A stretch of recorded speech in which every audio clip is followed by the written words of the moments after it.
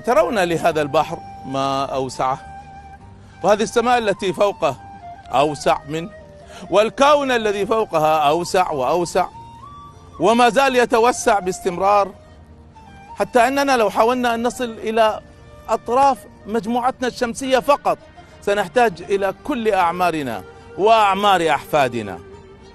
وهذا البحر مليء بالكائنات، ومليء بالكائنات التي هي أدق منها، وكل ما هو واسع فهناك ما هو أوسع منه، وكل ما هو دقيق فهناك ما هو أدق منه.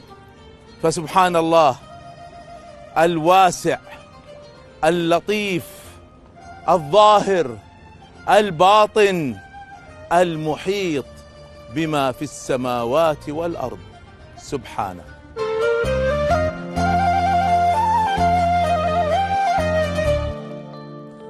بسم الله الرحمن الرحيم، الحمد لله والصلاة والسلام على رسول الله، ومرحبا بكم مع نورك فينا. ولا زلنا نتأمل في أسماء الله الحسنى، لعلها تقودنا لخارطة الطريق نعيد بها تقويم حياتنا، نعيد بها تقويم سلوكياتنا في ضوء هذه المعاني الجميلة الجليلة.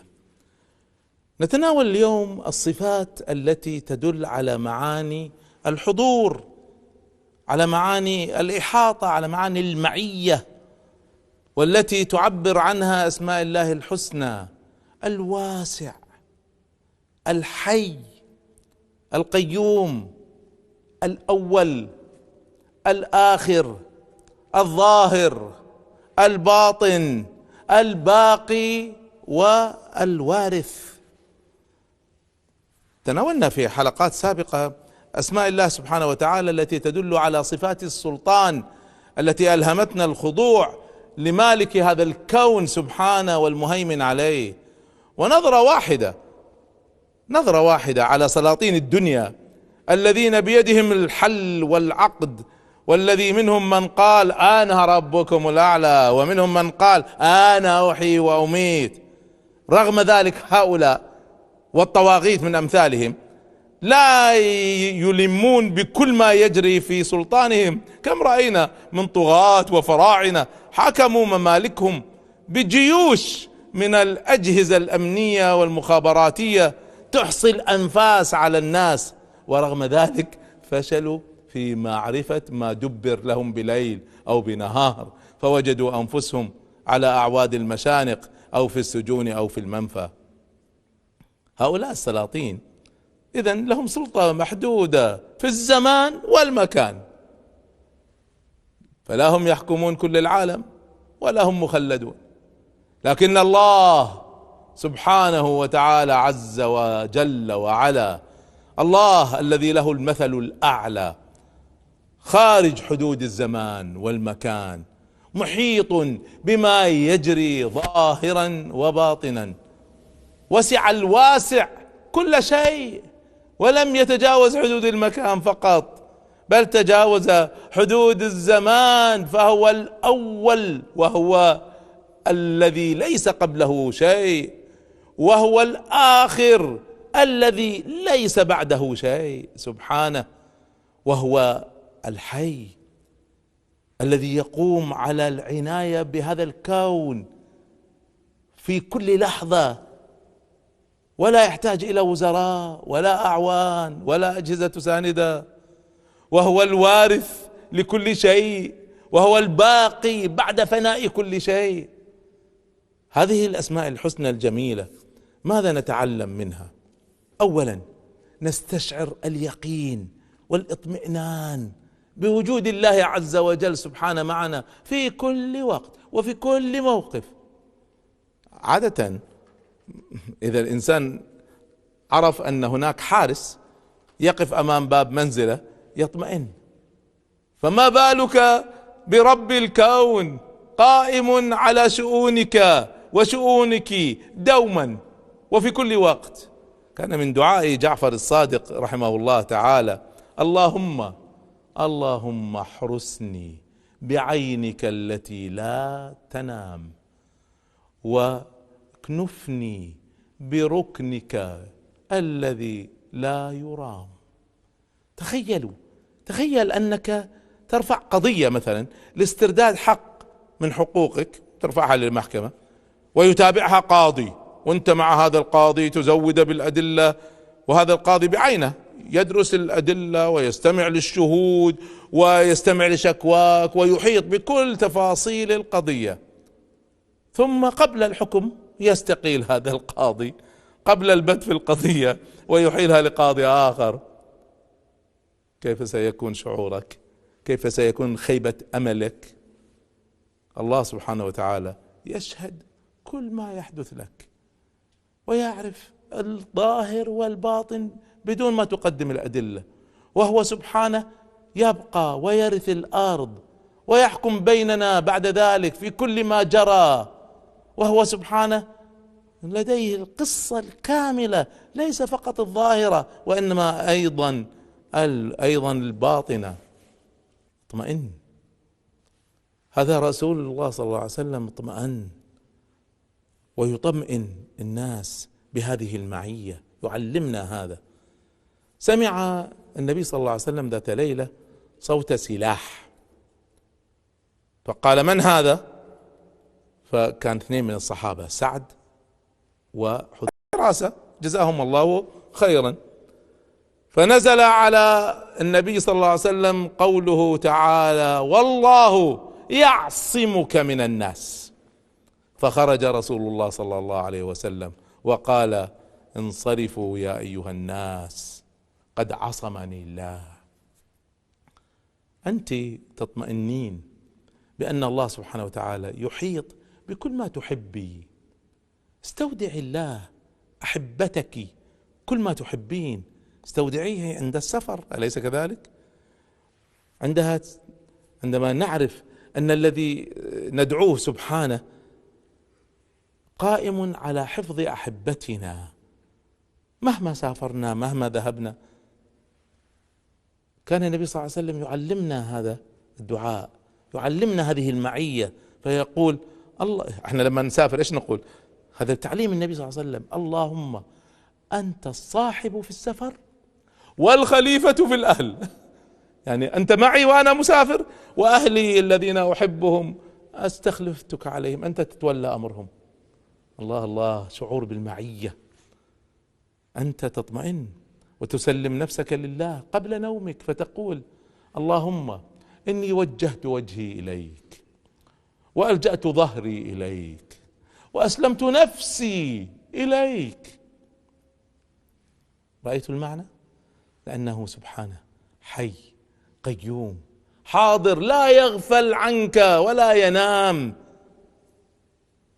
كما يطمئن الإنسان عند موته عندما يعرف أنه ترك من يحب في كنف الله تعالى، في رعاية الله. فندعو الله سبحانه وتعالى أن يحفظ لنا ذريتنا من بعدنا، لأنه سبحانه باقي عندما نزول نحن. الله سبحانه وتعالى حاضر معنا، لديه قصتنا كاملة قبل أن نعقل وبعد أن نموت وبعد الفناء وعند البعث، يعرف الظاهر والباطن سبحانه، فلنطمئن.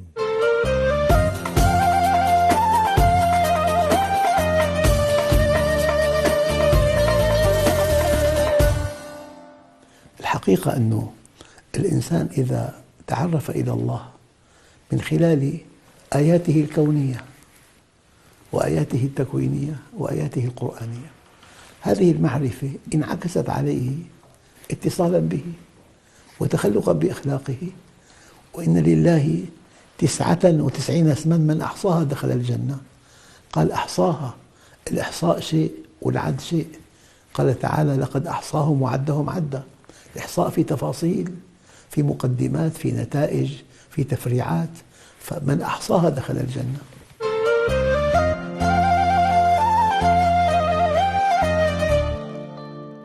كنا قد طرحنا سابقا كيف يمكن أن تساعدنا الأسماء الحسنى على النجاح في حياتنا العملية، في العمل، في العلاقات، في جميع أدوار حياتنا، وكيف تساعدنا للوصول للسلام النفسي.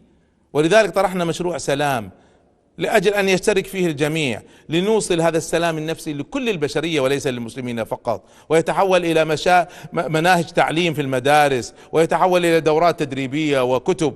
ولذلك طرحنا مجموعة من الكتب تشرح هذا البرنامج بكاملة، ونتمنى أن تذهبوا للموقع وتشتروا هذه، لأن كل أرباحها ستعود على المشروع، فهو مشروع لله وعن الله عز وجل.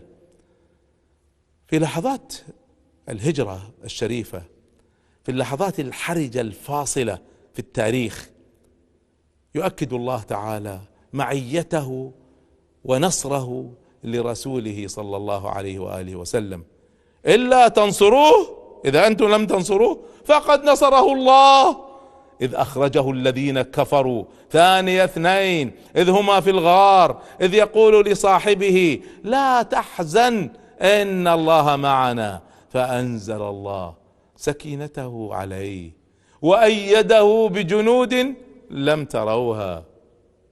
عندما حزن سيدنا أبو بكر رضي الله عنه وأظهر أسفه على حال الرسول صلى الله عليه وسلم المطارد، قال له النبي صلى الله عليه وسلم: لا تحزن إن الله معنا. هذه المعية، هذا الحضور. لو تأملنا في قوله تعالى: اذهب أنت وأخوك بآياتي ولا تنيا في ذكري اذهبا إلى فرعون إنه طغى، في أعلى من فرعون؟ إنه طغى فقولا له قولا لينا لعله يتذكر أو يخشى. قال سيدنا موسى وسيدنا هارون: ربنا، هذا فرعون، هذا فرعون، ما في طاغية أكثر من فرعون، إننا نخاف أن يفرط علينا أو أن يطغى. قال سبحانه: لا تخافا. ليش؟ إنني معكما أسمع وأرى. الله الله، لو تأملنا في هذا لوجدناها تتعامل بشكل مباشر مع شعور الحزن، مع شعور الخوف. الخوف والحزن هذه من مشاعر سلبية إذا سيطرت علينا تدمر سلامنا النفسي. طبعا من الطبيعي أن الإنسان يحزن، من الطبيعي أن الإنسان يخاف، لكن إذا سيطرت هنا تأتي المشكلة. تخيلوا مدى خوف سيدنا موسى عليه السلام وأخيه هارون عليه السلام من مواجهة فرعون، فإذا بالله تعالى يطمئنهما بأنه معهما يسمع ويرى ويقول لهما في النتيجة: لا تخافا. خلاص، مدام المعية موجودة معهم، مدام هذه الصفات الحضور قد تشربناها، لا تخافا. هذا سيدنا موسى عليه السلام لما تعلم هذا الدرس، تعلمه عدة مرات على فكرة في القرآن الكريم، لما ترجعوا تشوفوا كم مرة خاف موسى عليه السلام، تعلم الدرس. فلما بعد ما تعلم عدة مرات، تعلم عند شجرة، وتعلم لما التقى بفرعون، وخاف لما السحرة رموا، تعلمه عدة مرات. الآن لما تعلم الدرس ماذا يقول بلهجة المؤمن المطمئن بمعية ربه؟ أصحاب خايفين حوصروا بالحسابات المادية، جاء فرعون وبدأ يتبعهم، وصلوا إلى البحر، الآن ما في، البحر أمامهم وفرعون خلفهم، والخوف سيطر عليهم إلا موسى عليه السلام. فأعاد لهم موسى تصحيح الموازين. فلما تراءى الجمعان، قوم موسى شافوا جيش فرعون قادم، جيش كامل قادم، وهم عزل ليس معهم سلاح، خلاص راح يقتلهم. فلما تراءى الجمعان قال أصحاب موسى إنا لمدركون، خلاص راح يلحقونا. فماذا قال بعد ما تعلم الدرس؟ قال: كلا إن معي ربي سيهدين. اطمئنان عباد الله هو نتيجة مباشرة بالاستشعار لمعية الله. لما نكون في أحلك المواقف تذكروا إن الله معنا. هذا كله نستشعر من المعية، نتعلم من المعية، من الحضور. القيادة أيضا من المهارات التي نتعلمها من صفات الحضور وصفات الإحاطة. استطاع سيدنا موسى عليه السلام قيادة بني إسرائيل بسلام نحو الهدف، وعبر بهم في بحر كالجبال. تخيلوا ناس تمشي على أرض البحر وجبلين من الماء، بحر متلاطم لكن واقف في هذا، هو ما زال هائج لكنه واقف ما يتعدى حدوده، وهم يسيرون في شدة الخوف بين هذين البحرين المتلاطمين، ظروف قاسية. لكن لما علمهم استحضار معية الله، ولما هو استشربها استطاع أن يقودهم بكل صبر وكل صمود. هذه مهارات نتعلمها من المعية، وهناك مهارات أخرى نتعلمها من صفات الحضور والمعية لله عز وجل، أحدثكم بها بعد الفاصل بإذن الله.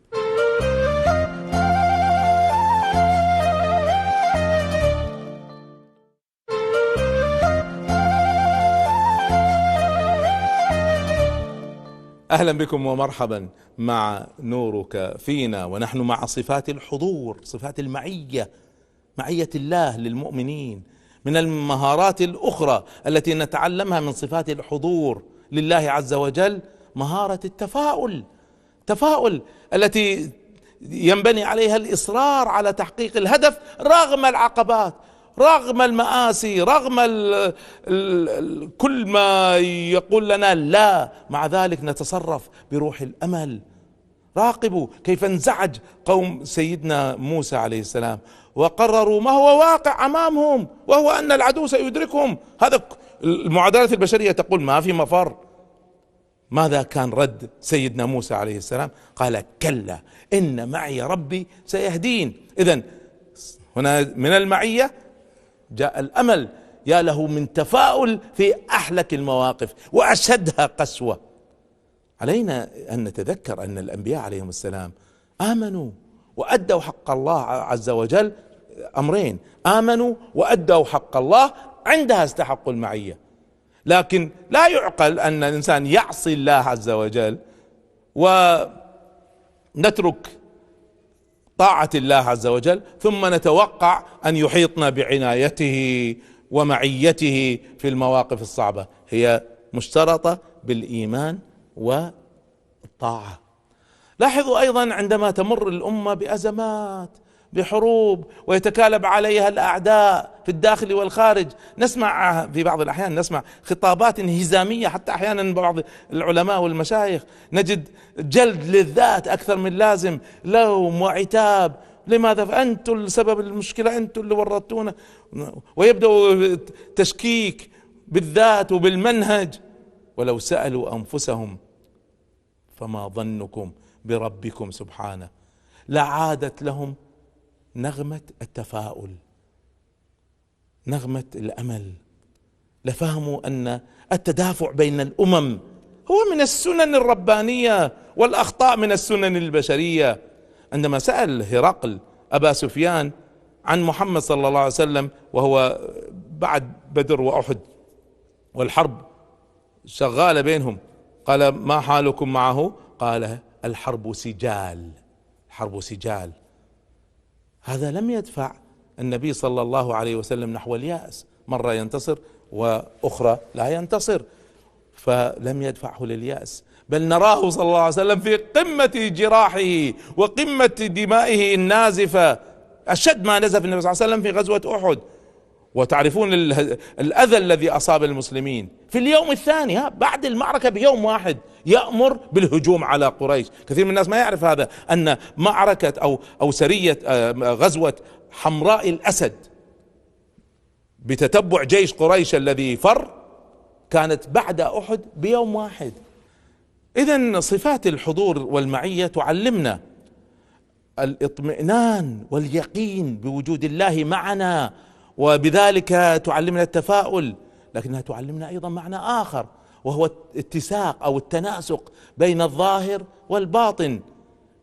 عندما نفعل اسم الله الظاهر واسم الله الباطن في حياتنا نتعلم هذا التناسق. يقول الله تعالى في سورة البقرة: أولا يعلمون أن الله يعلم ما يسرون وما يعلنون. هذين الاسمين الظاهر والباطن يحثان الإنسان المؤمن على أن ينظر إلى أبعاد أي موقف بكاملها، ليس فقط الظاهر، يأخذ كل الموقف بالاعتبار وعدم الاكتفاء بالظاهر فقط. تحثنا على التحليل، على التأمل، على الاستشفاف، ماذا في الباطن، ما وراء هذه المسألة. نبينا عليه الصلاة والسلام كان يحلل المعلومة التي تقع بين يديه فيصل من خلالها إلى استنتاج. يعني مثلا من الأمثلة البسيطة الظاهرة في هذا، لما كان جاءت قريش في يوم بدر، ما كان المسلمين يعرفون كم الجيش، فسأل النبي صلى الله عليه وسلم، سأل الغلامين اللي من قريش تم أسرهم عن عدد جيش المشركين، قالوا ما نعرف، لم يستطيع تحديد ذلك. فسألهم النبي صلى الله عليه وسلم كم عدد الإبل أو النوق التي يتم ذبحها كل يوم، تنحر كل يوم، فقالوا بين 9 و10. فاستنتج النبي صلى الله عليه وسلم قال القوم بين 900 و1000. لاحظوا، هو سؤال عن عدد الإبل التي ذبحت، استنتج منها هذا. ما نكتفي بالظاهر، هذا مثال بسيط جدا. الله سبحانه وتعالى يأمرنا أن نترك ظاهر الإثم وباطنه أيضا، ليس فقط الظاهر. في الآية الكريمة يعلمنا هذه المسألة، يعلمنا المراقبة. اسم الله الظاهر والباطن يعلمنا أن نراقب الله تعالى، نفعل الضمير، نتصرف بانسجام في حياتنا العامة وحياتنا الخاصة. لا تظهر للناس صورة مثالية جميلة بينما نحن نفعل خلف الأبواب ولا مع أهلنا أشياء أخرى تناقض تلك الصورة. على فكرة هناك من يجاهر بالمعاصي ويفتخر، يقول أنا أفضل من المنافقين الذين يعصون الله في السر بينما يظهرون الصلاح في العلن. هذا كلام لا يستقيم. لما يتسق ظاهر المرء مع باطنه وكلاهما سيء، كلاهما خبيث، هذا لا يجعل الشخص أمينا، لا يجعله شجاعا، بل يجعله جريئا على معاصي الله ويحب أن تشيع الفاحشة بين الناس. هذا يستحق عقاب الله أكثر من الذي يستتر. اتساق الظاهر مع الباطن دعوة للصلاح، أن يكون الظاهر صالح والباطن صالح، والاستتار أفضل من الدعوة للمجاهرة بين الناس في الظاهر والباطن بسفاهة التصرف وسفاهة السلوك.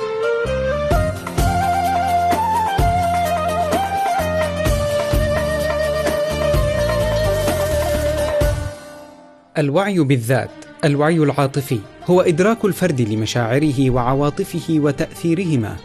من يتميز بتلك المهارة يقوم بالسلوكيات التالية: يعرف أي عاطفة يشعر بها ولماذا، يدرك العلاقة بين ما يشعر به من عواطف وبين ما يفكر به ويفعله ويقوله، يدرك كيف تؤثر عواطفه على أدائه، يهتدي بوعيه بمبادئه وأهدافه قبل التصرف.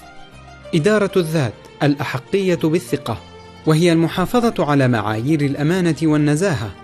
من يتميز بتلك المهارة يقوم بالسلوكيات التالية: يتصرف طبقا للأخلاق وبما لا يستدعي اللوم أو العتاب، يبني الثقة لكونه يعتمد عليه ولصدقه وتلقائيته، يعترف بأخطائه ويواجه السلوكيات اللا أخلاقية من الآخرين، يتبنى مواقف أخلاقية صعبة حتى وإن كانت غير مألوفة.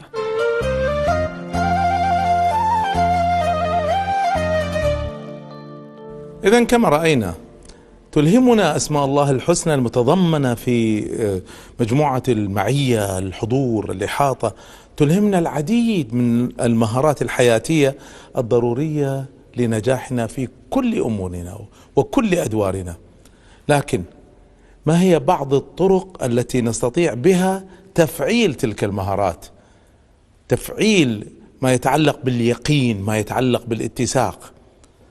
أولا، لو فعلنا التوكل على الله عز وجل لانطلقنا لتحقيق الأهداف دون خوف. لا نخاف من ذي بطش ولا نخاف من عقبات الطريق، أسوة بالأنبياء الكرام عليهم الصلاة والسلام الذين استأنسوا بوجود الله سبحانه وتعالى معهم، فعندها وقفوا في وجه الطغاة وعبروا عن المعاني الإيمانية بكل جرأة، وعبروا بأهلهم إلى بر النجاة، وحققوا المستحيل، وحققوا بالتوكل الحقيقي الذي أصله بالقلب لا بالجوارح، حققوا ما يريدون دون خوف. وثانيا، كل منا يعرف تماما ما الذي ينبغي عليه تغييره ليتناسق الباطن مع الظاهر.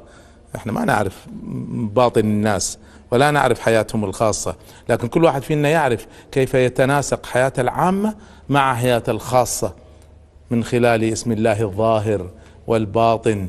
فالله حاضر ويعلم السر ويعلم العلن، وعلينا ألا نجعل الله سبحانه وتعالى أهون الناظرين إلينا، حاشاه سبحانه.